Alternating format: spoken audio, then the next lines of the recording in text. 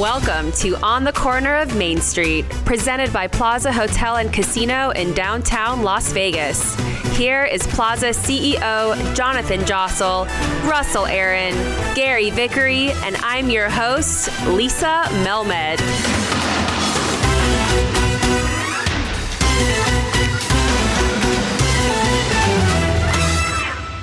Hey, Jonathan, how you doing today? Good, Lisa. Good to see you again. Welcome back. Thank you. Thank you very much. Nice to have you back. I drove back, and driving back from California, I was in California, and I was driving back, and we drove by the South Point and couldn't help but notice. It's like the welcome to Las Vegas. After, like, you drive through with the prim, but then the real welcome to Las Vegas is the South Point. You know you're home when you see that. You know you're home when you see that. And today we are joined by a very exciting guest. We're joined by General Manager of the South Point Hotel and Casino, Ryan Growney. Welcome to On the Corner of Main Street. Thank you so much. This is fantastic. I can't tell you the last time I was downtown. There's some pretty exciting things going on down here. I don't get this far north very often. I see that. Yeah. I live out there in the south end of town, and I go to the South Point and back, and so I like getting out a little bit and checking things out. And man, there's some excitement going on down here. Well, thank you for joining us, Ryan. It's good to have you down here, and it's good that you get to see downtown a little bit. You know, we're not the forgotten part of the city. We're still trying to make a comeback here, so it's nice to have you finally come down and see some of the improvements. After we're done here, I'm gonna go take a walk about and see all the things going on, because it's neat. I mean, it's downtown's always been a fun place. It's just too far away from me. Yeah, it is far, that's for sure. Especially when you're 24/7 in the South Point. Always something going on there. So tell us about yourself and how you got to where you are today at the South Point. I was born and raised in Las Vegas and went to Gorman High School, and I ended up picking up a scholarship, which, rest in peace, John Thompson. I was manager of the Georgetown men's basketball team. Got the offer to go there for that. Picked up, and it's a wonderful opportunity.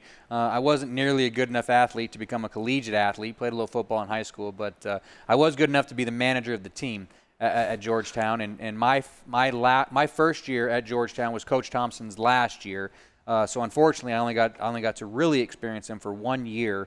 But what an incredible man. I mean, I hope there's been quite a bit of coverage, and all of it's deservingly so. He was a pioneer, and what he did with those men that went through that program is truly incredible. So was he from Vegas originally? No, he was DC. I mean, he moved around, but he was in the DC area coaching high school when they picked him up. But he was friends with Michael Gaughan, and I actually met him when I was in high school one time. And he said, "Are your grades good enough to get into Georgetown?" And I said, "I'm going to be a valedictorian of Bishop Gorman." So I said, "I think so." And he said, "Well, can you play basketball?" I said, "No, not a lick." And he said, "Well, if you think you might want to be a manager, why don't you give me a call?"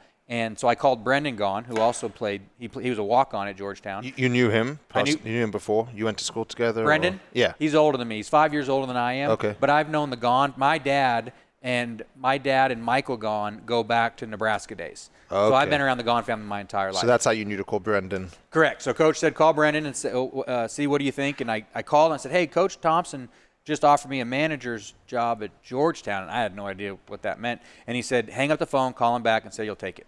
Okay. And I said, okay. And I did it, and it was just an absolute, your freshman year is jockstraps and Gatorade. But by my junior year, I was doing travel arrangement for the team, working with the hotels on all those accommodations, working with Nike on all the uniforms.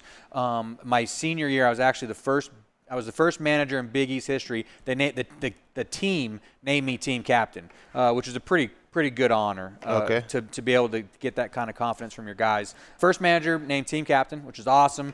So love Georgetown, but I'm a West Coast guy, so I came right back to Las Vegas, and I was working in the Coast Casino's carpenter shop, getting ready to go to law school, and in the same building as the Las Vegas School of Dealing, and I'd always wanted to learn how to deal.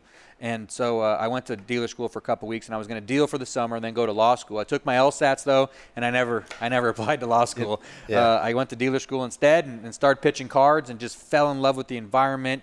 You actually did the dealership internship afterwards? You had the dealing internship? I dealt, so Las Vegas School of Dealing, normal dealer school, and then they put me on graveyard at the Orleans Casino. So I went to Las Vegas School of Dealing, too. Okay. But I wasn't able to do an internship because I didn't have a visa. So I wasn't able to actually get a job at a casino, but I learned the games, but then never was able to put them into practice. I'm jealous you actually you did graveyard? I did graveyard for a while, and then I moved around. So I did it for a year and a half. Nice. Got to deal all the games. I never dealt live poker, which I think I would have enjoyed. But I loved being a dealer. I loved the social aspect of it. It's a great job. I mean, it truly is. You work for an hour, you get a 20-minute break, work for an hour, and every once in a while you get some guys on the table that might get a little cross with you. But for the most part, if you got halfway good set of people skills, you can work through those. And you could deal craps? I could deal craps, yeah. I would not say I was a great craps dealer. To be a good craps dealer, it's tough. It's years. Yep. I mean, it is years. It is an art form. I agree with you. To be a good craps dealer. I still enjoy watching a jammed up craps game, but it starts moving a little fast. If I was to have to, now I could never get back in there and try. But working the stick and working the base, yeah. So I find myself sometimes when I'm watching a good roll, I'm like trying to do the math in my head. I'm like, I couldn't do what they're doing. The speed they're going. Yeah, it's impressive. Rich wants to know, did you catch any cheaters or any exciting stories when you were dealing? Oh, none come to mind. Heck, that was 20 years ago. But there's always exciting stories. Yeah. I mean, whether it's guys on a run or whether it's just people having a great time, right? And you get to be a part of that, and you get to talk to them. And if you're a good enough dealer that you can be a clean dealer, deal a clean game, don't make any mistakes, but you have that personal interaction with them going, and you learn their stories. And at the Orleans, we would have people come back every 2 to 3 months, and they'd ask for you to be their dealer because it's a lot of fun, and then you get to know them. It was really that's what I fell in love with the business, quite honestly. It's just that type of environment, the excitement to be in the pit is just, it's so much fun. And I decided I wanted to stay in it. And so I talked to Mr. Gaughan, and he said, well, then you got to learn hotel. So they put me on graveyard night audit at the front desk at the Suncoast. So he was the owner of the Coast properties back then? He still owned the Coast properties. Yeah, right. This would have been in 2002. Okay. So now it's 2003, maybe into 2000. Yeah, probably 2003. Went to the Suncoast and worked the front desk and just worked a night audit and learned at the time. So we're HIS system would have been back then, and just get through that so you can work your way through the hotel management system. And still loved it, even on graveyard. Now you're dealing with hotel guests in the middle of the night. Yeah. So, they're lost or they're drunk or whatever you got to handle for them. So I did that for another year, and then jumped in the food department, and then things changed because Boyd Gaming was coming in to buy or merge with Coast Casinos. And while the Mr. Gaughan's organization is very flat, he has a general manager, him general manager, and then department heads. Where Boyd has a more corporate structure, where it's GMs, assistant GMs, director of operations, assistant director of operations, casino director of casino operations, casino. So it's a lot of spots. And Mr. Gaughan had a lot of spots to fill at his 4 properties, building the 5th, which was the South Coast at the time.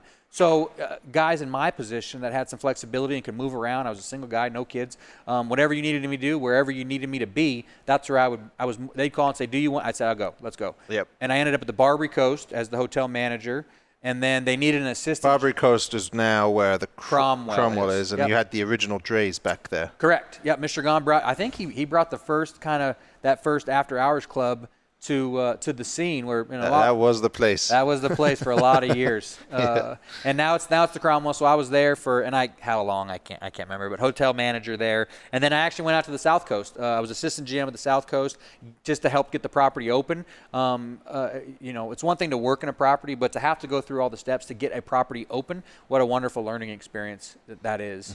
And so I was at the South Coast, and then we have an arena and equestrian center. And I'm going to ask a stupid Absolutely. question. Is the South Coast now the South Point? Yes, sir. Okay. Yep. You just changed the name when you merged. When Mr. Gaughan merged out, Boyd Gaming bought the brand Coast Casinos, so they had the name Coast Casinos. Suncoast was Barbary Coast, Gold Coast, and South Coast. When Mr. Gaughan left, they said you can't have the Coast name, so he changed it from South Coast to South Point. So we only had to change three letters on the big sign. It was the cheapest way to do it. And we had the arena and equestrian center back then. And so growing up, all through high school and college, I worked for a rodeo stock contracting company. So I was in high school, and then the week after school let out, I got dropped off in California, and I worked for a rodeo company, Growney Brothers Rodeo Company. Okay. And it's like the circus, but for rodeo. Is this your family? It's a long-lost cousin. We actually don't even know exactly how we're related. Okay. We met at the NFR one year, and he says all Growneys when you're old enough to drive, and I was probably 11 years old. He says, come work for me for a summer. Well, when you're 11, you're never going to get to 16, right? Especially you get to go be a cowboy. And every year he'd come up, and we went one night a year to the NFR. I've been one night a year since I was born, and then I think it was first year was 82, so whenever, you little kid. And then, I knew you were committed when last year you had a baby and then went to the rodeo right away. Well, they put me on the NFR committee, so you had to be there. The commitment was a little bit larger. I don't think I could. How old was your baby at that time? She was born. So she was born on. So the rodeo started on Thursday. She was born on Friday. We were in the hospital Friday night, Saturday night. Took her home Sunday, and I was at the rodeo on Monday. Yeah. Congratulations. Thank you. She's 9 months old now. But the NFR committee was a great honor, just because I had been growing up around the rodeo, and then I went to work for Growney Brothers Rodeo Company. In the first year, I didn't know anything. I bought 2 pairs of jeans, 5 T-shirts, and a stupid-looking cowboy hat, and they dropped me off. They took me straight away to the country store, got me outfitted, and the first year you're just kind of like the manager's job. You're just feeding the animals and doing all the grunt work, and you get up early in the morning and go take care of whatever city you're in you have to do. And then the next year I learned how to ride a horse a little bit. The next year I learned how to rope a little bit. And then, years 4, 5, 6, and 7, it got to the point where I could fake it enough being a horseback and doing some of those things. Get in the arena, run the bulls out, all of those things. Then went to college. So I rodeoed all summer, and then I managed the basketball team all winter. And then I realized the rodeo life doesn't pay real well. It's about a 6-pack of Coors Light a week in a hotel room. So I quit that, and that's when I got in the casino side of things. But I was at the South Coast, and we had a guy that was running the arena, and he quit. He had an opportunity to do something else, so he left a week before the first show. So Mr. Gaughan said, go home, get your jeans and your boots. You're running the equestrian center. And I said, sir, I don't know anything, zero about running an equestrian center. Right. And what I've learned very quickly is horse show people and rodeo people are very different. You're in jeans and you're in a cowboy hat, but it was a different, quick learning curve. But we got the thing open. We had the first several events, and it went well enough. But I wanted to get back in the casino side of things. So you're saying when you merged, there was already the arena there. They were doing the equestrian and rodeo stuff. Who had that idea to put an arena and underground? Were all those horse stalls that are there today underground already back then? Michael and Paula Gaughan. They just knew this was something we could do with the South Coast at the time. So they've been cowboys. Mr. Gaughan's been a cowboy his whole life. Mrs. Gaughan was in the discipline of cutting horses her whole life as well. Her daughter is a huge cutter. Her husband is the main cutting horse trainer in town, and they have a ranch. Is that the one where they pin? They cut the cow from the herd. Yeah, and then they got to try to get back to the herd. So you ride into a big herd. So if there's 20 guys in the class, there's 60 guys in the arena, or 60 cows in the arena, and you just ride in pretty slow, and you cut one cow. You break it away. And that cow's natural instinct is to get back to the safety of the herd, because if not, you get branded, you get your horns lopped off, you get turned into a cheeseburger. You want to get back to your buddies. And that horse's only job is to keep that cow cut from the herd, and then you're judged on how well that horse performs on that cow. Okay. Yeah, I watched that over at your place one time. That was the first time I'd seen that one. Yeah, it's but that's not an NFR event. No, it's a lot more fun to do than it is to watch. Got it. But Paula Gaughan used to do cuttings out at her ranch in northwest Las Vegas. So it would bring a couple hundred cowboys and cowgirls to town. She'd set up temporary stalls at her ranch, and they'd store them there, and then they'd house all the contestants at the Sun Coast. And they realized it's a niche in this town that doesn't exist. It's a wonderful caliber of customer. And so when he was building the South Coast, he already had the Orleans. He has a beautiful mid-size arena. So he had that. And he says, I'm going to build an equestrian center. So they went around and talked to all the organizations, the cutting horse, the reining horse, the rein cow horse, the team ropers, the barrel racers. And they said, no one's going to come. It's too hot in Vegas. No one's going to drive that far from Texas. No one's going to want to come. And he says, I'm going to do it anyway. And so that first year, we only had 4 or 5 events for the whole year. Yeah. Well, now this year, fast forward 15 years, we don't have an open weekend. Right. So it's even still now. Well, now doesn't count. Now doesn't count. We went dark that March 4th, and everything got canceled. And then we brought our first event back, the Cowboy Mounted Shooting. We did a small event. So the arena and equestrian center, people don't realize, but it's 1,200 horse stalls, vet clinic, feed store, farriers area. We have 3 competition arenas, an indoor practice facility, and now we're building an outdoor covered practice facility. It's 500,000 square feet. So when you're talking a couple hundred horses, they are spread out as far as you could possibly want them to be spread out. We could do the event very safely, And so we were able to bring 3 weeks ago back the mounted shooters. And then this last weekend, we finished our first Rain Cow Horse event. And there's about 600 horses. And we invited the county commissioners out to see what we're doing, to understand how well we can run this operation. There's no fans. No one's. So we're more about the participatory access portion of these events. We want the people. So you can bring in. You bring somebody to a Carrie Underwood concert and you get 10,000 people or 15,000 people to your property, and then you hope 1,000 or 2,000 stay at the property afterwards and enjoy the other amenities of the casino. Or I can bring 1,000 or 2,000 people in for a horse show, and they're going to stay with you for 5, 6, and 7 days because they're going to stay where their horse is staying. They're going to stay where they're showing, and your room key is also your horse stall key. And your room key will get you into your horse stall. Yes, sir. Exactly. Yep. Yeah. So it's just an awesome, and it's turned into we won for the first time last year. We won Horse Equestrian Center of the Year. It is amazing. It's incredible. It's the premier facility. There's a couple that are bigger, but because of like a lot of equestrian centers, you might like the Lazy. It's a wonderful facility, a lot of land, but to your hotel. So most people, you got to drive. That's Texas. That's the one in Texas. Oklahoma. So you got to drive 10 or 12 hours with the truck and trailer. You got to unload your horse. You got to go out back. You got to drop your trailer off. You got to load your bags in your truck. You drive your truck to the hotel, which might be 5 or 10 miles away. You unload your bags. You go check into your hotel room. Then you got to drive back and feed your animal. Then you got to go try to find a place to eat. And then you go back to your hotel and you do it all over the next day. South Point, truck and trailer pull in. We unload your bags. We unload your tack for you. We got barn bellmen that'll take your tack to your stall. Wow. You go in and check into your stall, the show, and your hotel room. We give you a room key right there. Hotel bellman say, what room you in? I'm in room 765. The hotel bellman take your stuff to room 765. The barn bellman take you to stall 1182. And then you drive out back. You park your rig. We pick you up in a John Deere Gator. We bring you back, and boom, your stuff's in your stall. Your bags are in your room, and you can compete. Bob Avalow's Horseman of the Year 3 or 4 times in a row the last several years. And he said, I ran into him in the barn, and he said, Growney. I said, hey, Bob. I said, how's the show going? He says, great. He says, you know what the best part about this place is? I said, what's that? He said, I've been here 10 days. I've eaten in a different restaurant for 10 straight nights. I performed in 3 different arenas, and I haven't seen the light of day. He said, you know what the worst thing about this place is? I said, okay, what's that? He goes, I've been here 10 days. I've eaten in a different restaurant for 10 straight days, and I haven't seen the light of day.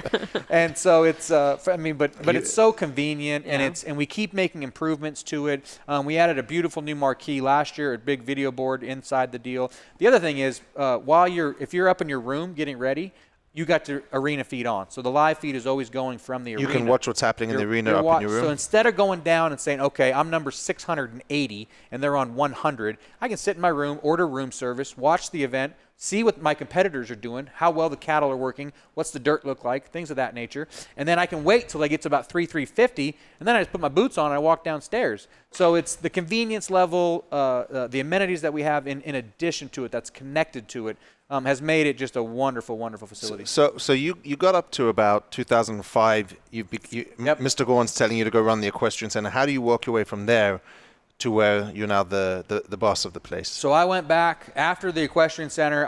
I wanted to get back I wanted to be on the casino side. It's I love the arena and I love the equestrian portion of it, but gaming, I want to be in the gambling joint. So he said, all right, well, go down to the Barbary Coast. So they shipped me back down there where I just come from, and because they promoted the GM there to the Orleans, so I took the GM spot at the Barbary Coast. So it would have been 2006.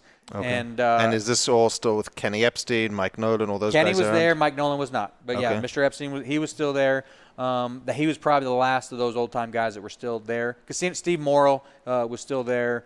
Shelley Essex, who's my hotel director now, was there. Okay. And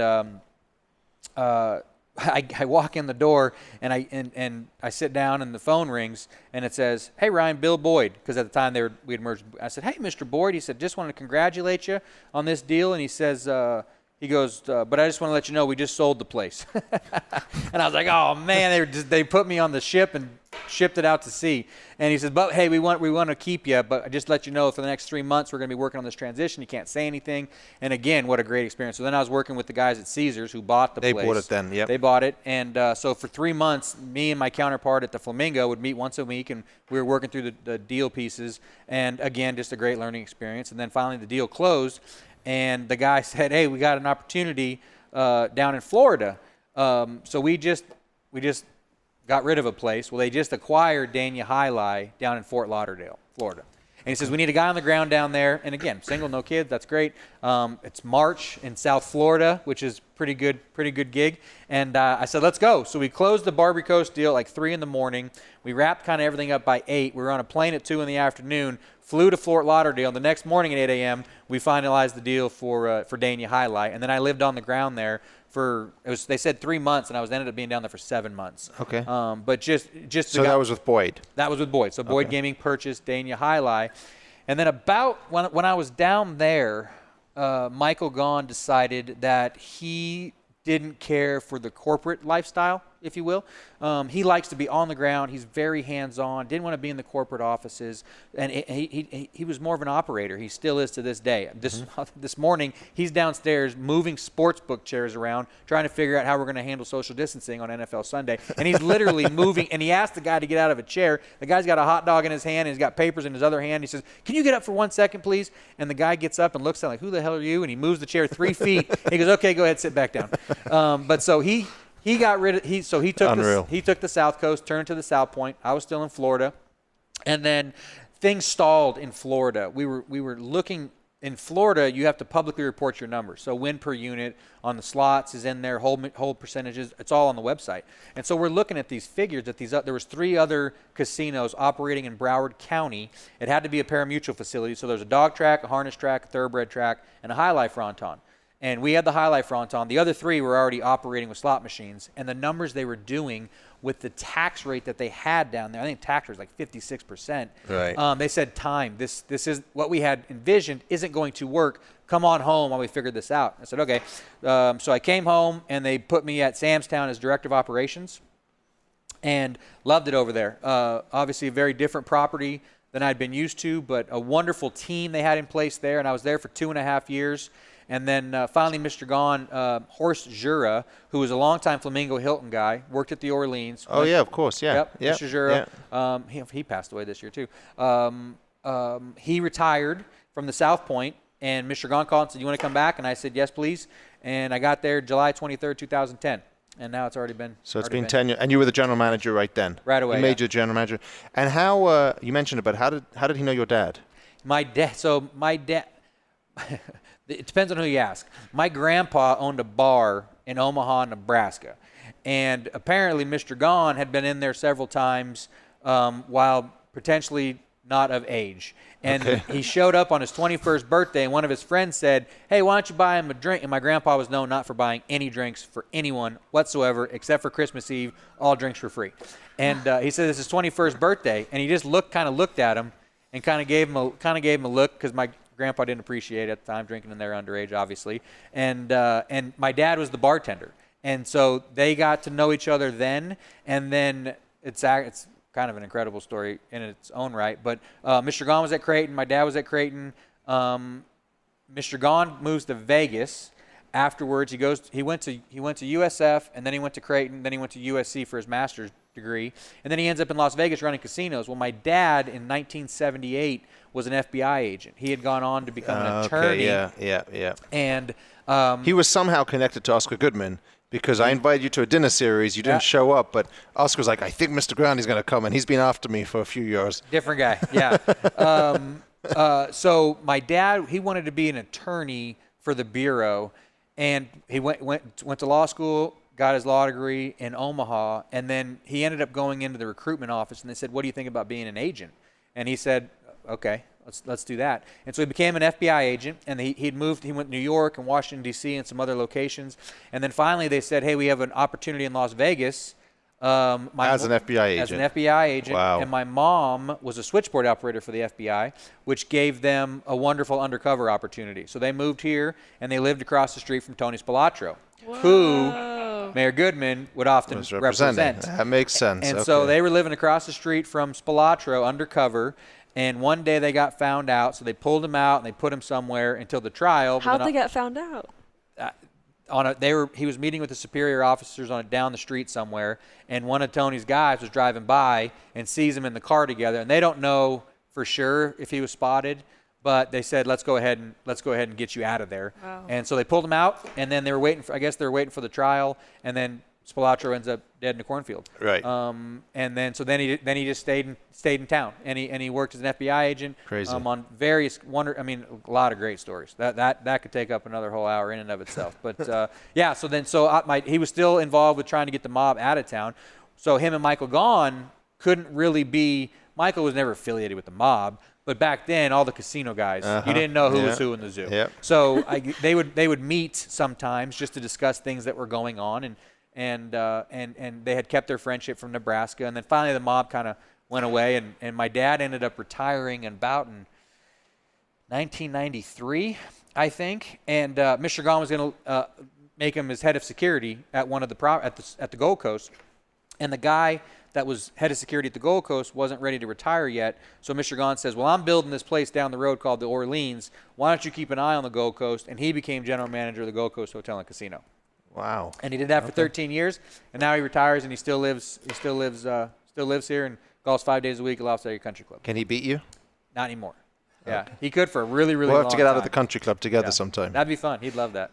Okay, so I want to ask you. So everybody here at the Plaza talks about Jackie Gaughan, and I actually only ever met him from a distance, never got to know him. But people that have worked here for 30, 40, 50 years say he was the best owner ever. Shook everybody's hands, got to know everybody, took the time to sit with you, really treated the place like a home, like a family. Is Michael the same? Exactly. And that's where he got it from? I believe so. I didn't get to spend much time with Mr. Gaughan Sr. By the time that I came around, he was kind of out of the operation. And towards the end of his life, obviously there was some. He wasn't all collectively there. But for that man, every day he'd get up and put a suit on, and he'd come downstairs and he'd collect cocktail glasses and he'd take it to the bar and thank the cocktail waitress. And he lived there at the South Point? He lived at the Cortez. Oh. He lived at the Cortez.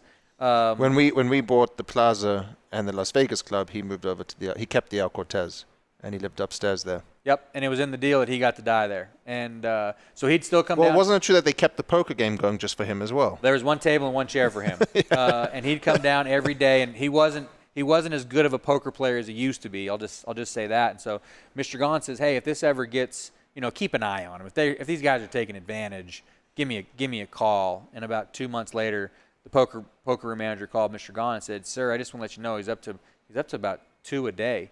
He goes, he's losing $2,000 a day in poker? He goes, oh, no, sir, 200. He goes, okay, he'll be all right. and that was he just wanted to remain there until he died. And this would have been 5 or 6 years ago. Yeah, it wasn't that long ago. Yeah, not that long ago.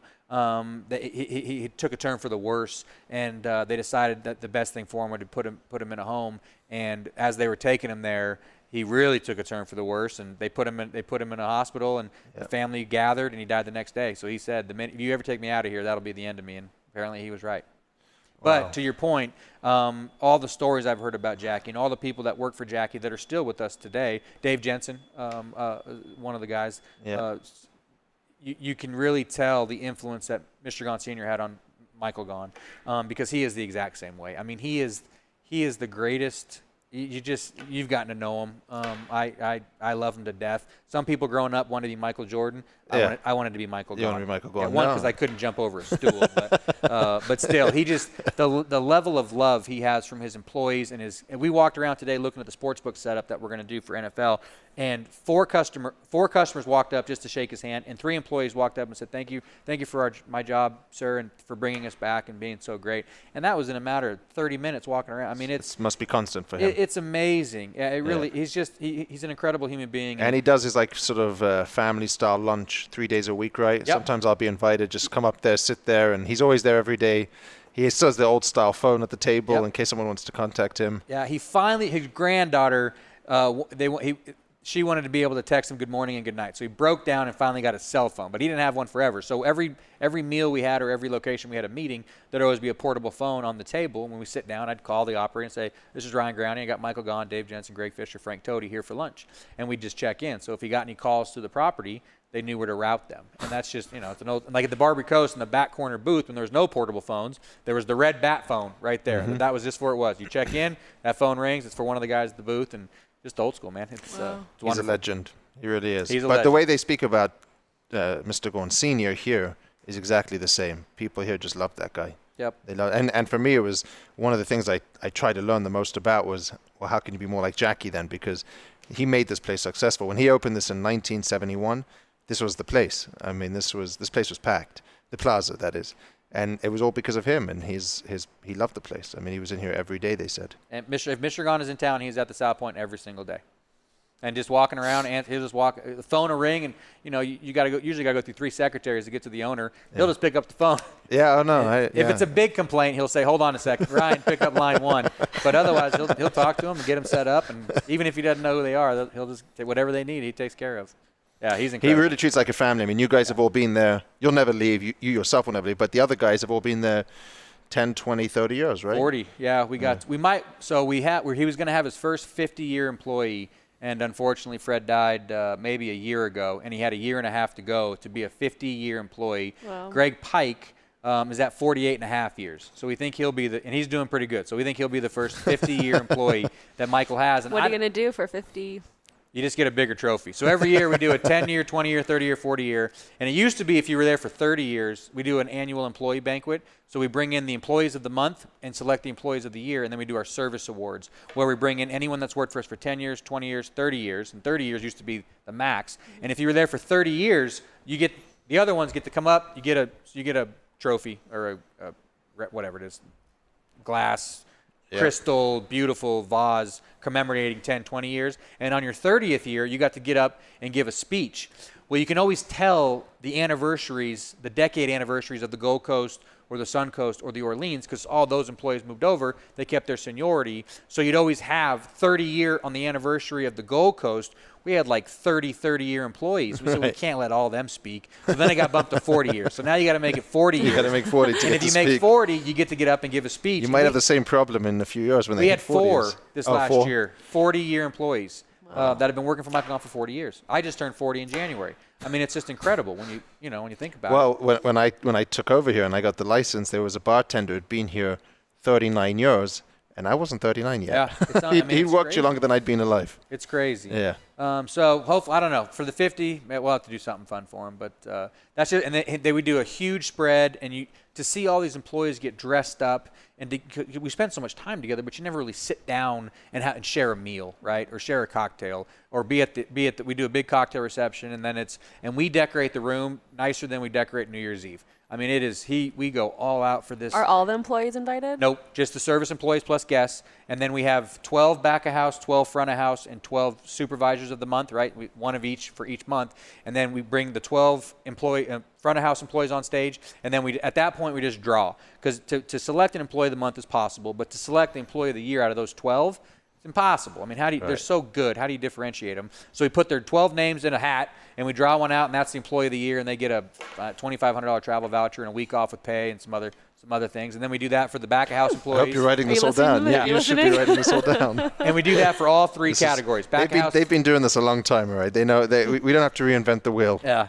And it's just it's a wonderful evening. It truly is. And to see and hear some of those stories for people that I've been working for 30 and 40 years is incredible. Very cool. So I think that, Jonathan kind of has a hotel crush on the South Point and loves everything that you're doing. He always talks about everybody doesn't? Well, I do too. We all do.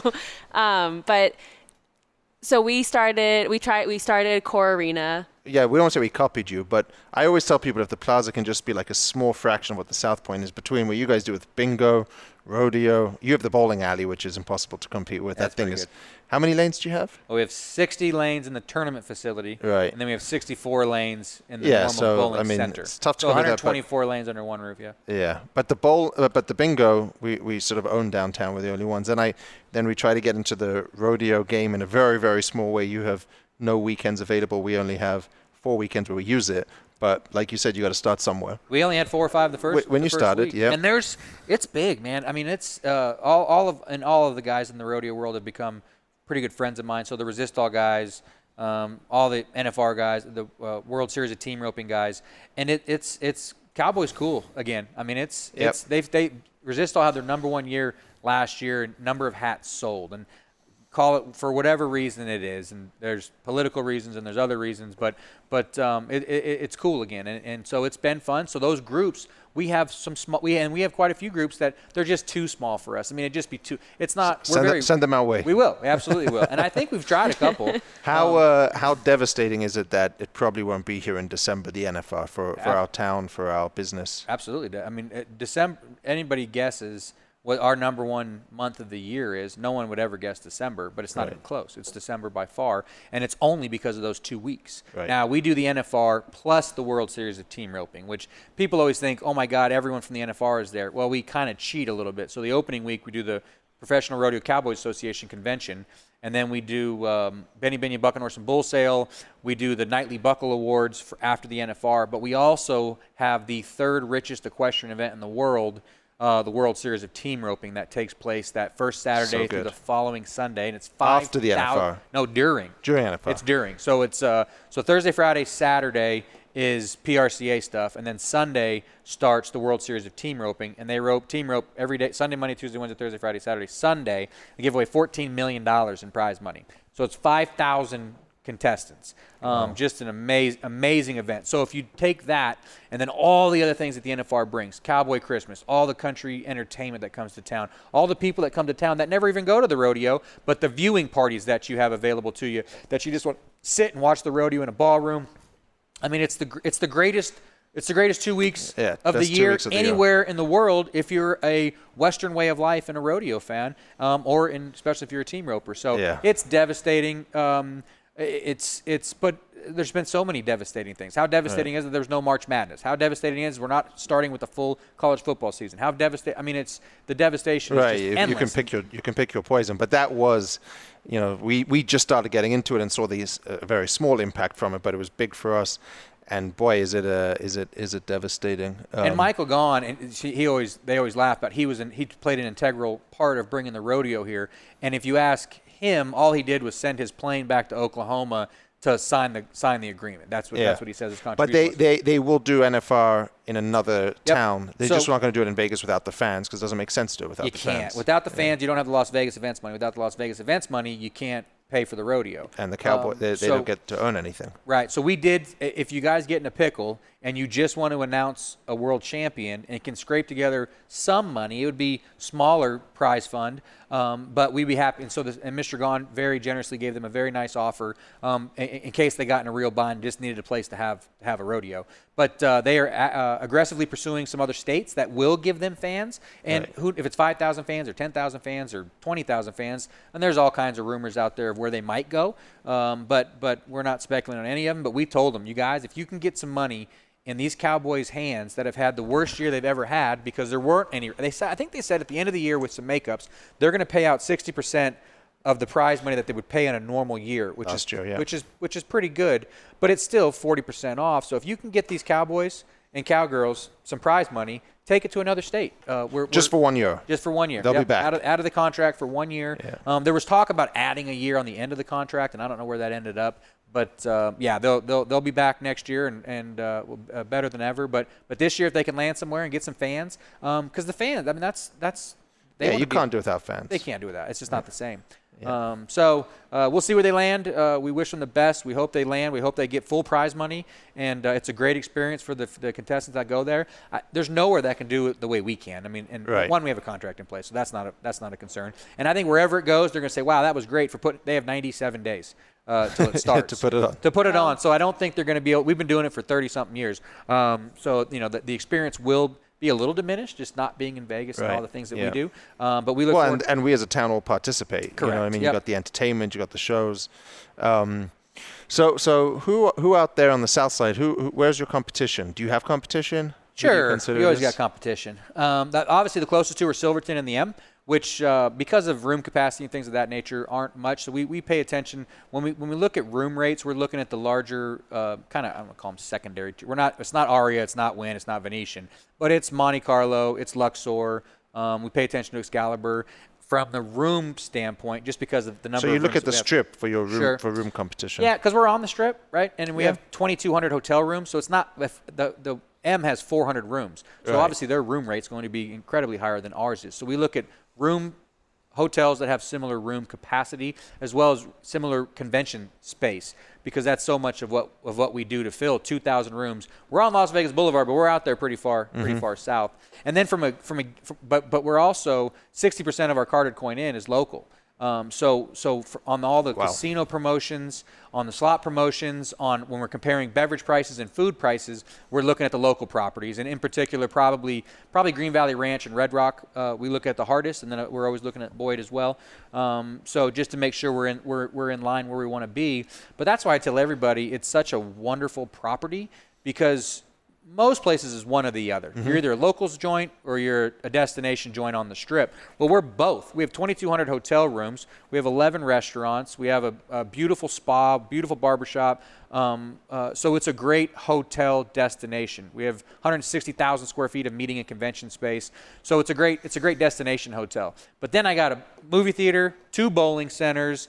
And then we have the affordable pricing of our food department, our drinks. Mr. Gaughan has always said good food, low prices, cheap drinks, and the people are going to show up. Just give them a fair shake. Similar to Benny Binion's Very famous similar. quote. But you mentioned him. Did you ever get to meet him? Benny? Yeah. No, sir. No. Probably if I had to pick one person that I hadn't got to ever meet in this town, it'd be Benny. I see him every day. Yeah, on the horse. We got a big, I don't know. He told me a great story about that. He said, Mr. Gaughan said he let them bring it in there because he knew now they want it back, but there's no doors that it fits out of. Well, at the time, I don't know if he realized they wouldn't be able to get it out, but they had to cut. So the casino wasn't finished yet. We had the south end was just under construction, and so they were able to blow a hole in the wall to get this thing in. We had to roll it like a Trojan horse. And they got it in, and then they finished the casino construction, and now there's no space to get it out. So there was conversations that maybe the family wanted to do something with it, and we said, unless you wanted to cut it up, you can't get it out of the building. Yeah. And he paid $1 for it. That's the other thing. He said, what are you going to do? He goes, I'll put it in the middle of my casino. And then Mr. Binion, so this has been Jack, said, I'll sell it to you for $1. And he said, deal. So he gave him $1, and we brought it in, and it took 3 days because it was I don't even know. I'd love to know actually where it was sitting. It was down by Binion's? Yeah. It was down somewhere. 2 blocks that way somewhere. But I guess they had built up around it, so it really wasn't getting much traffic, and nobody was seeing it. And then obviously the Binions sold to Caesars. Yeah, and but they still owned the horse, but they had no place to put it. And then so we brought it out, but it was outside. So it took 3 days. And if you ever need to get pigeon poop off a bronze statue, you take oatmeal and a soft scrub sponge, and 2 guys for 3 days. That's all they did. You can do it. And now it looks as good as ever. The only thing is the nose. The nose is pretty shiny because all these cowboys, when you walk by, you rub a horse's. Good luck. You rub it in between their nose and their eyeballs, Yeah. and so you can tell she gets rubbed on pretty good. Aww. You've seen the horse right out there by the cafe we went to. So the family wants it back. What would they do with it? I don't know if they want it. It might have came up in casual conversation. Just one of those. Well, they're not getting it back because they'd have to cut a hole in the South Point. It'd be very tough to get it back. And once generations go by, and there's things, legacies, parts of families that you might want to hang on to. But I mean, if they ever came, I think it's going to stay put for. I don't know where they'd put it. No idea. Backyard? Yeah, maybe backyard. So how did you two meet? Do you remember? Through Michael. Yeah, I think you just came to lunch one day. Yeah. I don't know how you and him met. Or you might even call Stallworth for the equestrian center. No, I had talked to Mr. Gaughan a few times just in passing, and then one year we took a table at the gala for the Rodeo Cares or something, that charity thing you guys host. At the South Point. It was on the opening night. Or the Hall of Fame dinner. Hall of Fame dinner, Yep, yeah. it's the Hall of Fame dinner. So about 3 years ago, we took a table there, and I hadn't seen Mr. Gaughan for a couple of years. I introduced myself, and I said I'd love to pick his braid and talk to him. He said, call me anytime, gave me a number, and I called. He said, yeah, come down to lunch at the South Point, and Ryan joined us. And I did that like 4 or 5 times after that, where he would just say, I'm here Monday, Tuesday, Wednesday, just show up if you want to show up. Yep. And that's how I got to meet Ryan, and then we played golf on Sunday, and he beat me this week. You caught me on a bad day. Bad day for you, good day for me. Best score he's ever had. Yeah, best score ever had. So yeah, just and you bought a gator, or you bought a tractor, didn't you buy? We bought the tractor at the Hall of Fame dinner, but that was we've been to 4 in a row now. Okay. So that was our 4th year. Last year we bought the Hall of Fame, a nice tractor we bought, and we haven't used it yet. Not once? No, well, not once because it didn't ship until March. Oh, and then we got shut down. We got shut down. So finally it arrived in early March. It took about 2 months, and then we got shut down. So we haven't been able to use it. Our first outdoor event is a demolition derby. We're supposed to be hosting in October, but I have a feeling it's not going to be able to happen. We'll see. Right now we're holding still, but Yeah. I heard you guys were able to do an event like in pockets of fans. No, well, not yet. So we did the horse show, and no fans are allowed. Now, if you own the horse, you're a spectator, you're a trainer, you have to be able to watch the horse perform to make sure everything's going right and any changes you might want to make. So we got permission. So 50 people is max. So we got 50 people in the stands. But you cannot. There's no outside. There's no tickets. You can just be in the building observing. Okay. But it's not a sit down, grab a bucket of popcorn and watch the event type of thing. So that goes back to the competitor portion of the horse events that we're trying to do. And then we're doing a barrel race this week, but same thing, no fans. No fans. We got no more than 50 people in each one of the 4 arenas, and they have very tight scheduling. So you're only allowed to warm your horse up 30 minutes before you run, and then you got to go stall them up and get out of the facility. So, but people have been just dying to do this. So the response has been great. And whatever we ask them to do, whether it's wear a mask, Respectful of it, yeah. Yep. And they, anything to let me show, and anything to let me train, work on this horse, because these people have spent a lot of money buying these horses, training these horses, feeding these horses, vet bills. They want to show them. I mean, that's what they're meant to do. And so they'll do anything to be able to get on the back of a horse and compete in a world-class setup like the South Point is, even if you got to wear a mask before you get on your horse and after you get off them. And so it's been great. We've had people come out and take a look at our setup. We also, the other thing we did was that we did the PBR got shut down. And to meet some TV requirements, they just wanted some things on TV, and they did one event at the Lazy E, but there was no fans, and it just looks depressing. So we brought them to Vegas, and we set up this. It's the greatest bull riding arena that no one will ever see in person. It was a 60 by 60 with video walls on all 4 sides, lights. In the announcers are in the bubble, we called it. We 60-foot pipe and drape all around the whole thing. It looked like a nightclub that they're bucking bulls in. So it had a wonderful presence on TV, and one person from the South Point at each performance had to be there just to make sure they were abiding by there's a 27-page document that they put in place. So every time the bull riders would show up, you'd have to get tested. You had to go to your room, quarantine until you got your test results back. And as long as you came back negative, then you could go into the arena only. So you could hang out in the arena, and only people that had been tested could be in the arena, and everybody else had to quarantine. Unfortunately, we did have 2 cowboys come back positive, but they went to their room. Test came back positive. We worked with the health department to get them. We rented them cars, and they came back downstairs, got in a car, and had to drive back to wherever they came from. So the plan worked beautifully. Those are the only 2 issues we had. And so that's the TV model. It's the UFC model. Right. The horse show is very different. It's because it's not a spectator sport. It relies on no ticket sales. It doesn't need those things to exist. We are working on the next thing we have a name on is the South Point 400 out at the Las Vegas Motor Speedway. Oh, I heard NASCAR's selling tickets. They are selling, but they don't have approval to let them in yet. So there might be some refunds. That's end of this month. September 27th. Yeah. Yes, sir. So in some way, shape, or form, there's no better. I mean, what a great position you have. You're doing NASCAR, rodeos, horse racing, horse events, and then you got bingo, casino, sports no betting. bingo events yet. I mean, the bingo. Well, but you still run a bingo game. We do. We run a bingo game. Still a nice little business. We're seeing because all bingo in California is shut down. So we got a lot of Californians coming in to play bingo, but the room is at half capacity, so it's not. It's good. Don't get me wrong. It's wonderful. Right. We got the bingo. We're going to open up so we have 11 restaurants. 2 of them have remained closed this whole time. We'll reopen them on Thursday prior to the holiday weekend. Is one of them Michael's? Michael's has been open. Okay. Yeah, we opened that as soon as we were. I think it was a week after we reopened. June 4th we reopened. So a week after that, Michael's opened. But the upstairs we have 2 restaurants. The Baja Miguel's, the Mexican restaurant, and primarily Prime Rib. They're upstairs off the beaten path, so I hate seeing a restaurant close. It's just, but they're upstairs, kind of out of the way, so it made most sense to leave them closed. But right now, we're doing enough business that when all of our restaurants are at half capacity, you can't get a reservation on Friday, Saturday night. Yep. So even if your hotel is only 35 or 40% occupied, you got to give your people a place to eat. And it's not like here where I could walk out and go across the street and find a restaurant. Yeah, there's nothing there. You walk out, you look left, you look right, you walk back inside. Except there's you got a captive audience. Denny's across the street. So we're going to reopen those 2 restaurants, and when that happens, we'll have about 80 of our full-time employees back and employed, and we're doing okay. I mean, it's beats the hell out of what we were doing when we were completely shuttered. Shut down. I have a question about when you shut down, because when we shut down, it was like we have to get all these people out of the building. What did you do with all the horses? How did that? The day we shut down, there was no horse event in we didn't have a horse event on property. So there's only horses when there's events? Yep. No, we don't board any horses. We do have people show up in valet, truck and trailer, says, can I get 2 hotel rooms and 6 horse stalls?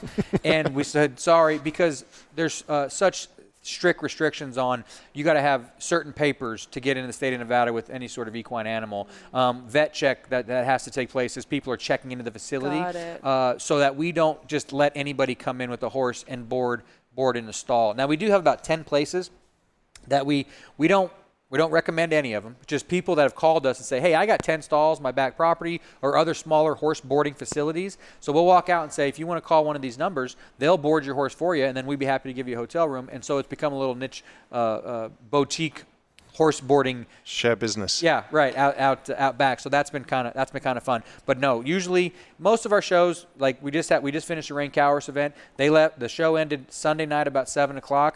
We had to get 600 horse stalls clean Monday and Tuesday, and the barrel racers show up tomorrow and Thursday, and then they'll barrel race Friday, Saturday, Sunday. They leave Monday, and then we roll into a reining horse event the following week. I mean, it's an operation. But that's going on right now. The barrel race, so the Rain Cowers up. event just ended Sunday, and then right now we're in cleaning mode, high powered cleaning mode, and then tomorrow and Thursday barrel racers show up. And then Friday, Saturday, Sunday, they'll race barrels, and then they'll leave, and then the Rain Cowers people come in. So it's a wonderful flow of business. So you see, I think people have a misconception. I was talking about this with someone earlier, that Vegas is dead and that there's nothing going on here, but there's people here. It's busy. I mean, you're running these events. You said the other day to me your casino's as busy as can be with all the restrictions in place. You know, I think people in the outside world are thinking it's like a ghost town here. Yeah. And sure, midweek and the strip might be a little slower, but there's a lot of people here. And the bars being closed is probably the biggest complaint, right? Yeah. But no, our locals they were ready to come out, and I mean they stuck at home long enough. And for a lot of my locals, my employees are their family, right? They come in 3 or 4 or 5 times a week, and so they came back very quickly. The casino numbers have been great. We oddly enough, we had started a poker remodel about a month before the closure, and we were expanding the room. So we added 10. We're at 30 tables now, and the room is much more spacious, which now turns out to be, looks like we're geniuses, because we were able to expedite that schedule. We were going to do it in 2 halves. We just said do the whole thing, and then by the time we reopened, we had 30 tables. We have more square foot per table than any room in town, so it's got a nice spread out feel. And then we put plexiglass on every single table, so we're going 8-handed. So we're number 1 or number 2 poker room in town right now, which we were always near the top, but we're doing better poker business than we ever have. And then the other gaming departments are they're definitely there. I mean, it's there, especially when we're only doing 15-16% occupied during the week and 25 to 35% on the weekend. Is on purpose. You've raised your rates. We did raise our rates a little bit, just to make sure we're getting the people in the building that we want in the building, and it's smart. Downtown hasn't got to that point. We've all dropped rates too low. But I got my locals, I didn't. I at half occupancy, if my hotel was full, I wouldn't have enough slot machines. I wouldn't have enough table games. So it's like I said, it's just such a benefit of being a destination hotel and a locals property. The joint of those two things really has just been a wonderful combination. Is the bowling room open? It is. So we're going every other lane. The tournament facility is not. And I mean, I think we did 100-person, so 100 people on a 60-lane bowling tournament facility. It's 90,000 square feet. It's no problem.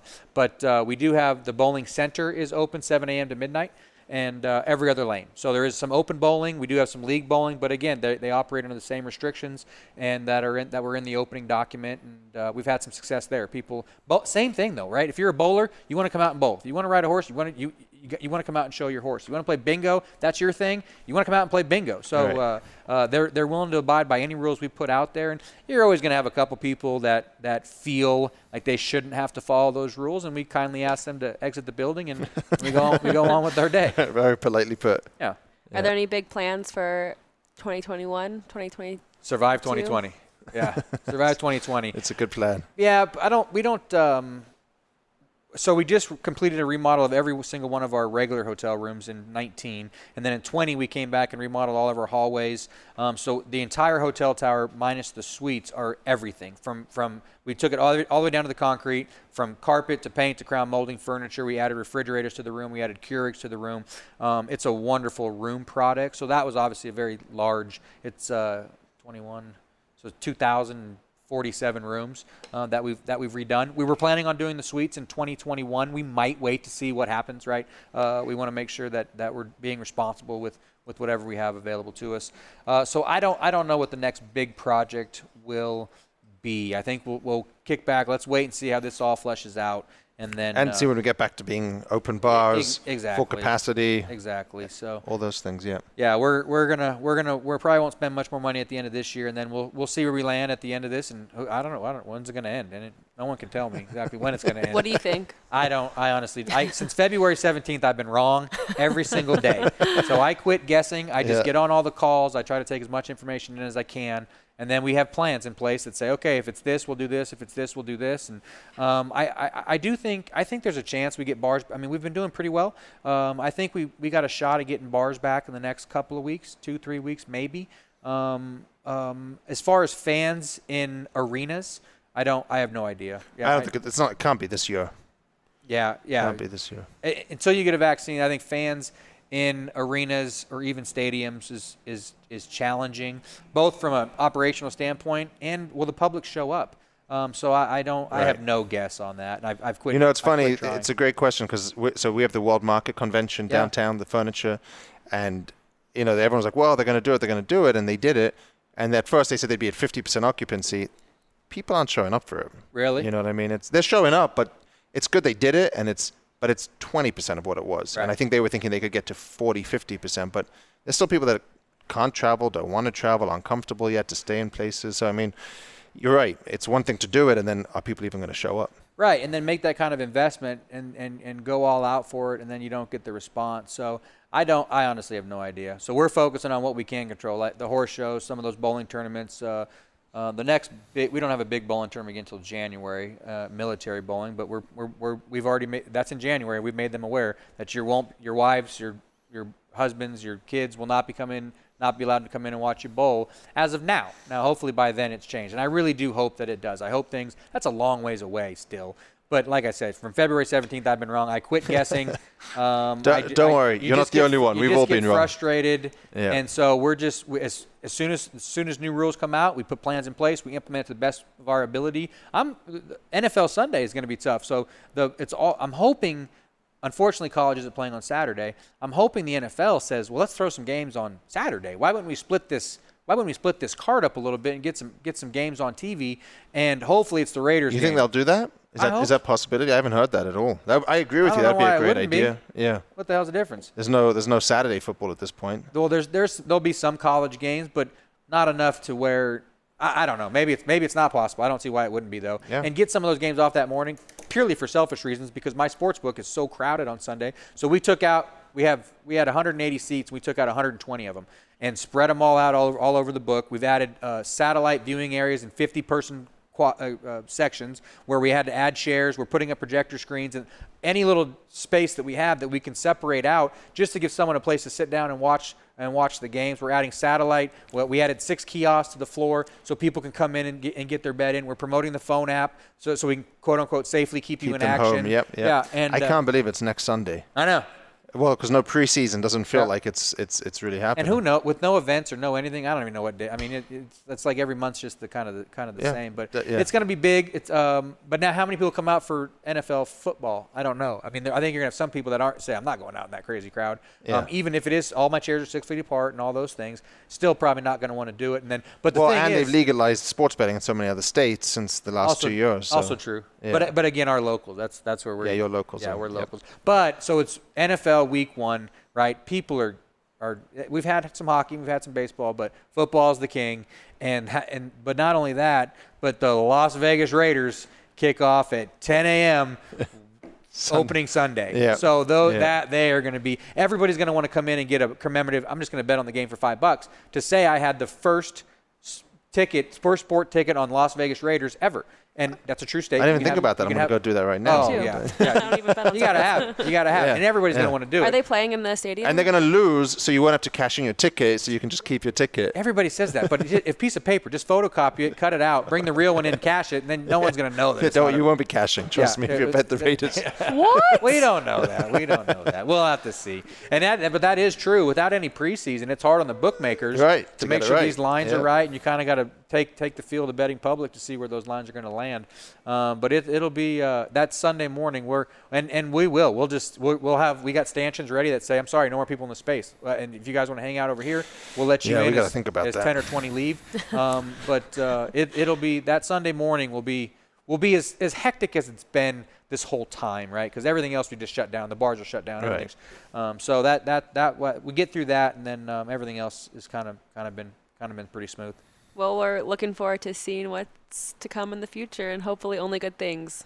Hopefully only good things. Well, can't get much worse, but business-wise. To your point, I mean, it's the people that are here, they're enjoying themselves. Yep. They're having a good time. So I was on another call, a national travel call or show, and said, hey, when you're ready, we're here. And when you get here, and you haven't heard any issues of anybody coming through the properties and catching the virus. With the amount of the temperature screenings, the mask on everybody, all the things that we have in place, it seems like the properties are being very responsible, and it is a safe place to come into. I mean, if you want to come in, the only person you're going to come in anywhere within 6 feet is an employee, if it's a cocktail waitress serving you a drink, or a food server serving you a meal, maybe a blackjack dealer throwing you a card. Well, we temp screen all of them. There's masks on all of them. We're giving them the wellness check as they come in the door. And if anything does come up, there's very quick contact tracing, and so it has been safer. Even though I know there has been some publications out there that are saying, through the phone tracing and this and that, but we haven't seen any. Well, of that, but let me tell you, not everyone is doing it the way you and I are necessarily doing it. Some places are doing. I went to a place last night I won't mention. No temperature checks until you got to the front desk. Not much social distancing, not the same level of attention that I feel. So it's different across the board. That's a good point. So, I mean, I guess I'm just But you still haven't heard speaking for the South Point. But, right. yeah, you still haven't heard much about it. You haven't heard of that stuff. And yet. I'm telling you, if they come out and they loosen a little bit, the enforcement portion, I think, is going to have a lot more bite to it. So those places that you're speaking about, they'll go in and say, okay, you're down for 24 hours or whatever it is. And then if you do it again, you're down for a week, and do it again, you're down. Yeah, no, it's going to happen. Yeah, I think it's going to come down. They're going to come down with a little more bite, because it's not fair for the places that are doing it right to be held back by places that might not be taking it as seriously. So it'll be interesting. The next couple of weeks, I think, will tell a lot. And unfortunately, it might be too late for some of these events, PBR, NFR, what have you, to make any significant difference, because NFR it's gone. But PBR, it's still in play. So that's a big thing for us as well. But we do the Velocity Tour Finals, Backseat Buckers, Heroes and Legends, and the PBR Fan Zone. And I can't imagine any of those taking place, even if the World Finals does take place. But we're trying, and hopefully timelines, you run out of time, and then you just got to move on to the next thing, and that's what we're doing. Well, thank you, Ryan. I appreciate you joining us here on the pleasure. podcast. Yeah. Thank you so much. Anytime. You can learn more about the South Point Hotel and Casino at www.southpoint.com and on Twitter at SouthPointLV. We'll be back again soon, but in the meantime, please let us know how we're doing and send us your questions. Just email us at podcast@plazahotelcasino.com, or go right to the top and tweet Jonathan at Jonathan Jossel. Also, please follow us on social media. On Twitter and Instagram, it's at PlazaPod, and on Facebook, you can find us at Plaza Podcast. We'll see you next time from right here on the corner of Main Street.